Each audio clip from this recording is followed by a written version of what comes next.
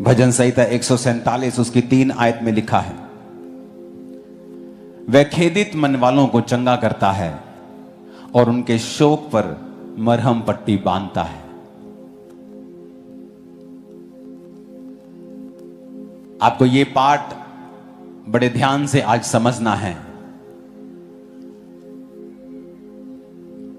जो आज पवित्र आत्मा आपको सिखा रहा है।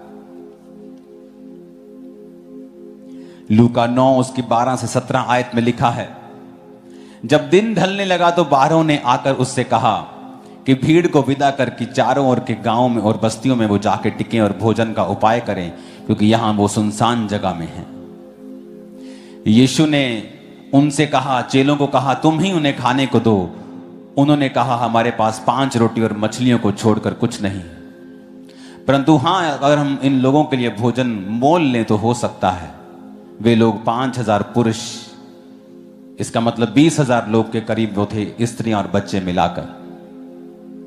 तब उसने अपने चेलों से कहा, उन्हें 50-50 करके पांति पांति लाइन में बिठा दो। उन्होंने ऐसा ही किया और सबको बैठा दिया। तब उसने वो 5 रोटियां और 2 मछलियां ली और स्वर्ग की ओर देखकर धन्यवाद किया और वो तोड़ तोड़ कर चेलों को देता गया कि लोगों को परोसें। तब वो खाकर तृप्त हुए और चेलों ने बचे हुए टुकड़ों से 12 टोकरियां भरकर उठाई।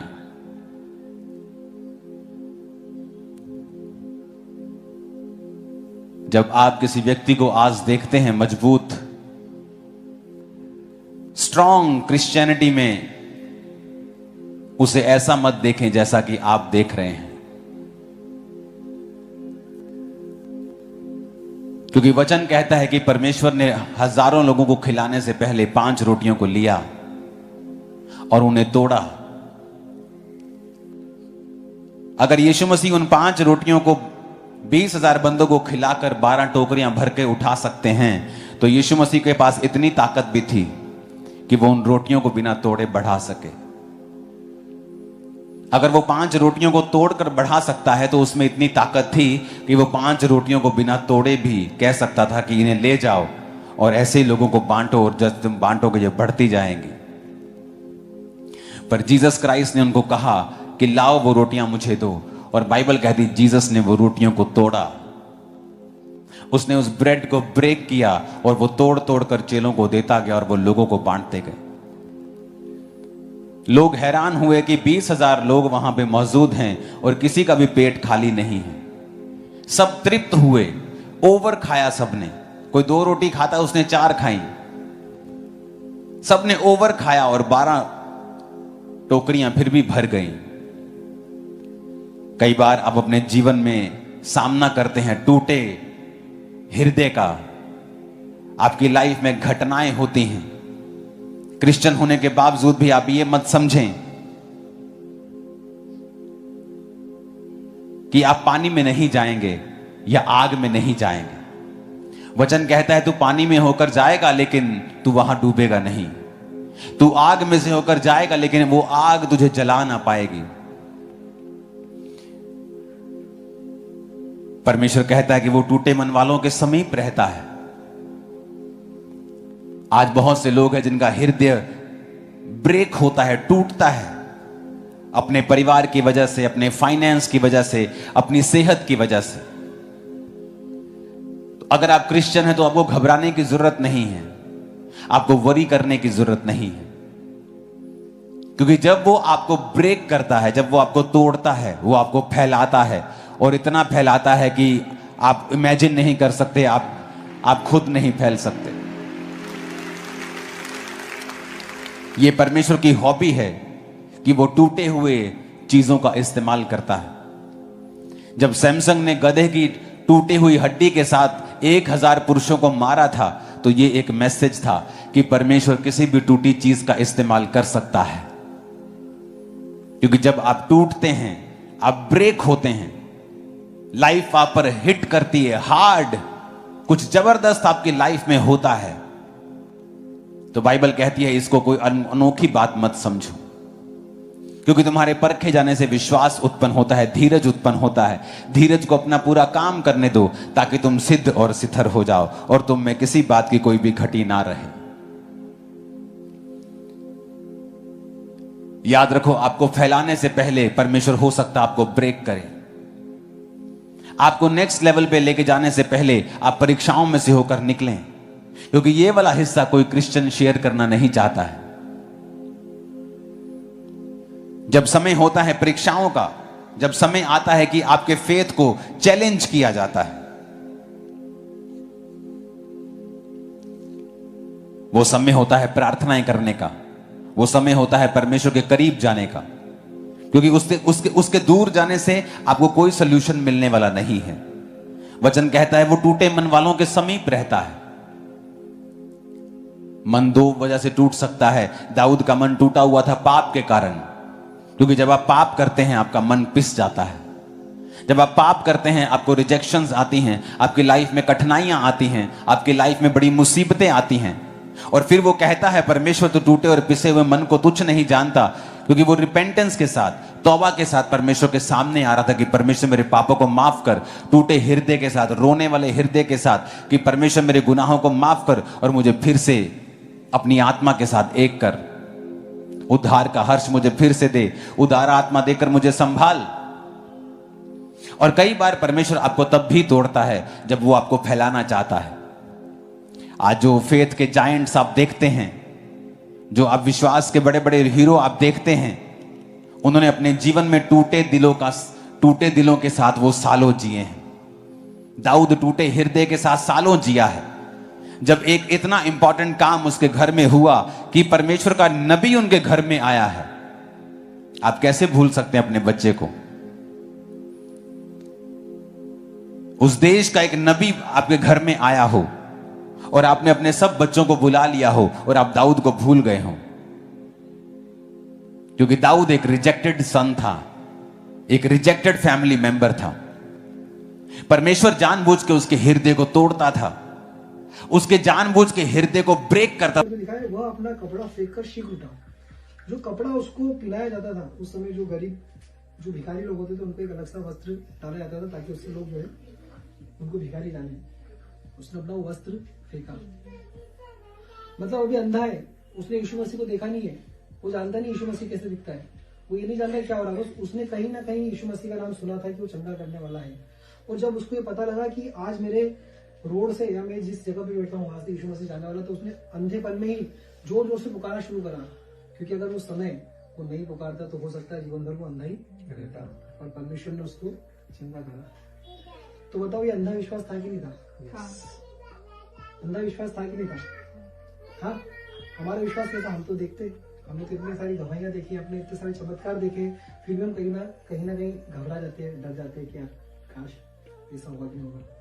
वो तो अंधा था, उसने कोई चमत्कार देखा नहीं, उसने सिर्फ कानों से सुना था कि यीशु मसीह चंगा करता है। Hallelujah, hallelujah. आज ये अंधा विश्वास प्रभु हमसे भी चाहता है। क्यों यीशु मसीह बोलता है कि तुम जब बोलोगे इस पहाड़ से उखड़ जा तो उखड़ जाएगा। किसी भी समस्या का पहाड़ क्यों ना हो, बीमारी का पहाड़ क्यों ना हो, तो पूरे विश्वास के साथ और अंधे विश्वास के साथ बोलोगे यार मेरा यीशु उखड़, उसको उखड़ना ही पड़ेगा। अगर हम उसको पालने पोसने लग जाएंगे ना तो कभी नहीं जाएगा, उसको भगाना है। Hallelujah, hallelujah. तीमाई के बेटे बर्तिमाई को उस दिन चंगाई मिल गई। यीशु मसीह ने कहा कि जा, तेरे विश्वास ने तुझे चंगा किया। और ये चंगाई केवल चंगाई नहीं थी, एक दया थी। और उसके बाद में उसने जो करा है उस पर नोट करना। आखिर में क्या लिखा है 52वें पद को अगर हम फिर से कोई कर दीजिए जोर से। यीशु ने उससे कहा, चला जा, तेरा विश्वास ने तुझे चंगा कर दिया है। और वह तुरंत देखने लगा और मार्ग में उसके पीछे हो लिया। हालेलुया। यीशु मसीह ने क्या बोला उसको? चला जा। कहाँ जा? अपने घर जा, अपने लोगों में जा, जिनको तू नहीं देखता जा, देख, मिल। पर उसने क्या करा? अब वो उसके पीछे हो लिया। ये उसकी चंगाई का, हमेशा की चंगाई का एक सबूत है कि वो उसके पीछे हो गया, मतलब अब वो चलेगा। अब एक दृष्टांत और देखेंगे हम, जो सेम ऐसे दृष्टांत थे, और वो व्यक्ति देख सकता है। वो व्यक्ति धनाढ्य है, वो भी यीशु मसीह के पास में आता है और यीशु मसीह उसके लिए तो रुकता है। ठीक है। वो कहाँ मिलता हमें? इसकी जस्ट पीछे आएंगे हम, मरकुस उसका 10वां अध्याय, उसके 17 पद से हम आगे तक पढ़ेंगे। यहाँ पर हेडिंग पढ़ना है जगह, धनी युवक और धनी जीवन।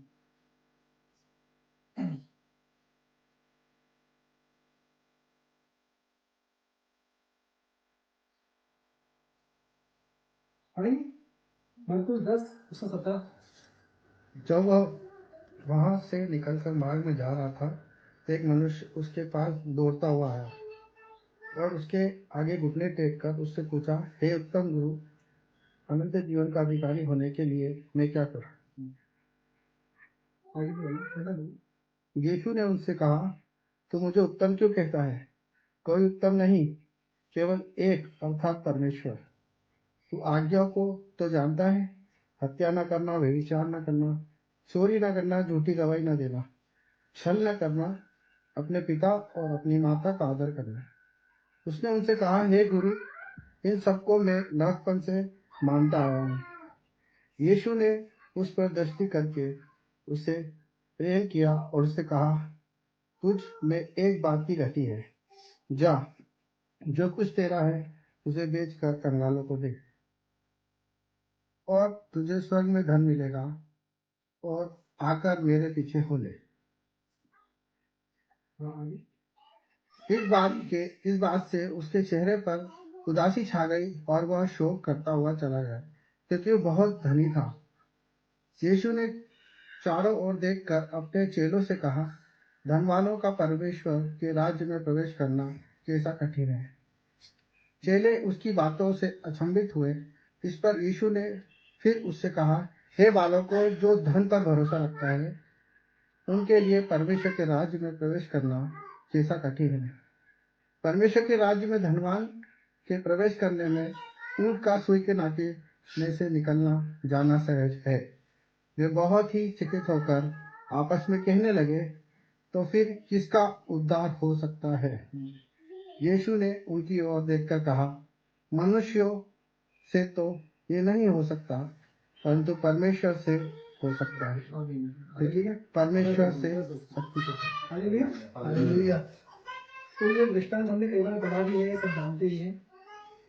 अभी जो दूसरा दृष्टांत है, ये थोड़ा गौर करने वाला है, क्योंकि क्या होता है, जब हम लोग, हमारी जब प्रार्थनाएं सुनी जाती है, जब हम लोग बहुत ज्यादा हैबिचुअल हो जाते हैं, प्रार्थना करते पूरी जाती है, प्रार्थना करते पूरी जाती है, तब हम भी कहीं ना कहीं एक धनवान के समान हम हो जाते हैं। मतलब एक आत्मिक घमंड से व्यक्ति भर जाता है। प्रभु हम सबको समझाने के लिए धनवान का दृष्टांत भी हमको बताते हैं। धनवान जो था, सच में धनवान था, और वो चाहता था कि अनंत जीवन भी मिल जाए। धन तो मिल गया, अनंत जीवन भी मिल गया। अब उसने क्या करा, यीशु मसीह के पास में वो आया, रुका, और यीशु मसीह को बोलता है, हे रब्बी, हे उत्तम गुरु। क्या बोला है? उत्तम गुरु, हे उत्तम गुरु। तो यीशु मसीह ने उसको बोला कि तुम मुझे उत्तम क्यों कहता है? वो उत्तम नहीं है, केवल परमेश्वर को छोड़ दे। तो उत्तम है क्या? परमेश्वर सर्वोत्तम है। हालेलुया। पर वो जानता था कि यीशु मसीह जो है वो उत्तम है, इसलिए यीशु मसीह जो है वो उत्तम है। और उसने आकर क्या मांगा कि मुझे धन दे दो, मैं और ऐसा धनवान बन सकता हूँ, और मैं कैसे चीजों को, मतलब जो है, और मेरे को कैसे धन संपत्ति में खरीद सकता हूँ, मुझे कोई और बिजनेस आइडिया दे दो। ऐसा बोला क्या उसने? नहीं। अब धनवान व्यक्ति क्या ढूंढ रहा है? अनंत जीवन। हालेलुया। धनवान व्यक्ति क्या ढूंढ रहा है? आवाज आ रही है ना? अरे इधर आ जाओ ना, अरे थोड़ा इधर आ जाओ यार, तुमको लगा कि तुम्हारे घर में प्रार्थना में हम लोग हैं। आजा, तुम्हें इधर जगह है, अरे आ जाओ, हाथ इधर आ जाओ, उसके इधर बैठ जाए। मैं पंखा चला रहा हूँ, ये एसी चालू है। अरे आवाज आ रही है, क्योंकि मैं इधर धीरे बोलता हूँ ना थोड़ा, इसलिए। तो यीशु मसीह ने अरे एसी चालू कर दो ना, ऐसे करना, अरे ऐसे